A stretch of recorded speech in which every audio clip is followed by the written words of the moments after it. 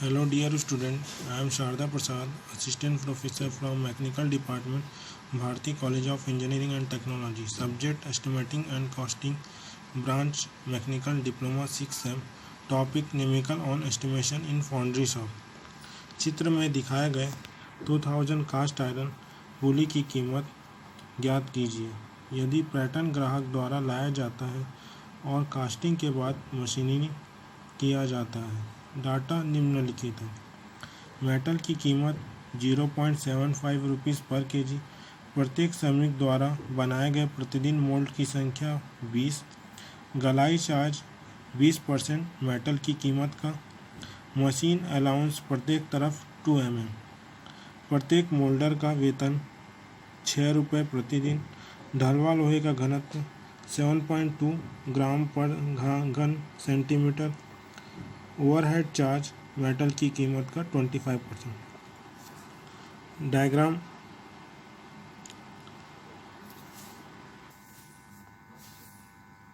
Diagram इस तरह है। ये एक पुली है जिसका फर्स्ट पार्ट में 4 सेंटीमीटर लेंथ है, जिसका 11.6 सेंटीमीटर डाया है।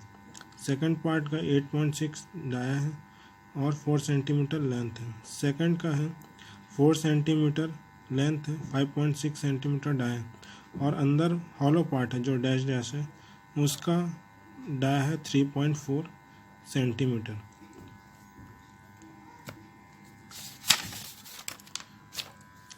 अब सॉल्यूशन इस तरह है।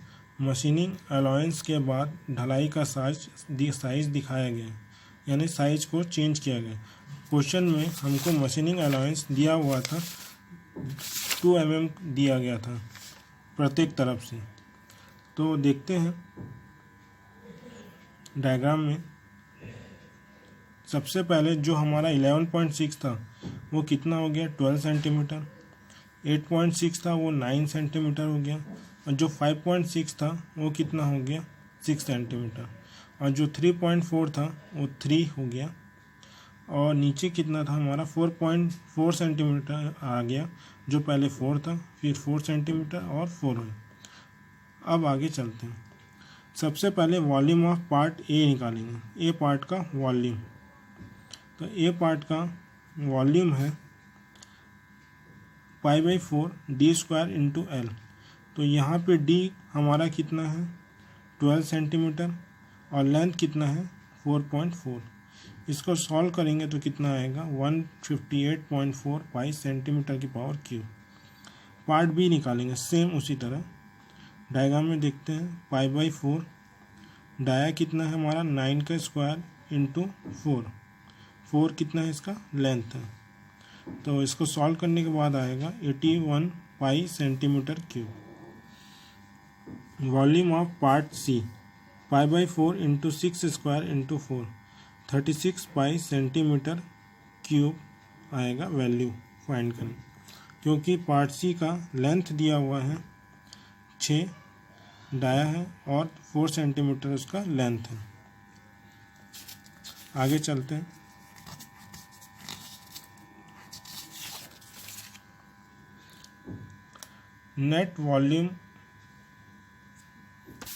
नेट वॉल्यूम ऑफ पुली, यानी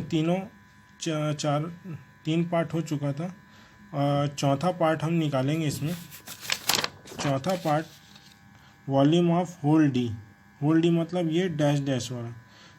तो π/4 इंटू 3 का स्क्वायर इंटू 12.4, तो वैल्यू कितना आएगी 27.9 पाई सेंटीमीटर की पावर क्यूब। ये किसका है वॉल्यूम ऑफ डी। अब आते हैं नेट वॉल्यूम ऑफ पुली। तो हमारे पास 3 पार्ट पहले थे 158.4, 81, 36 और लास्ट में जो डैश वाला पार्ट था हॉलो वाला उसको माइनस कर देंगे। उसकी वैल्यू आई थी 27.9 पाई। तो पूरा सॉल्व करने के बाद आएगा 777 सेंटीमीटर की power cube. Weight of cast iron is required 77 into 0.072 5.6 kg, यानी वेट ऑफ कास्ट आयरन कितना आएगा 5.6 kg। अब पहला पॉइंट निकालते हैं मटेरियल कॉस्ट। क्वेश्चन में दिया हुआ था material cost at the rate 0.75 rupees पर केजी। तो 0.75 और कास्ट आयरन का कितना आया था हमारा, टोटल सॉल्व करने के बाद आया था 5.6। तो उसको सॉल्व करने के बाद कितना आएगा 4.2 rupees. Melting cost are 20% of material cost, यानी मेल्टिंग कॉस्ट चार्ज निकालना है तो कितना होगा 20% ऑफ मटेरियल कॉस्ट। तो मटेरियल कॉस्ट कितना आया था हमारा 4.2 और हमारा कितना उसका है 20%, तो 0.20 इंटू 4.2 कितना आएगा 0.84 रुपीज़। मोल्डिंग कॉस्ट निकालना है तो एक मोल्डर एक दिन में 20 मोल्ड तैयार करता है, तो प्रतिदिन उसे 6 रुपये का वेतन दिया जाता है, उसे कुल 6 रुपये का प्रतिदिन वेतन। तो एक मोल्ड के लिए मोल्डिंग लागत कितना होगा 6 डिवाइड बाई 20, तो 0.3 रुपीज़, यानी एक मोल्ड की कीमत कितनी है 0.3 रुपीज़ है।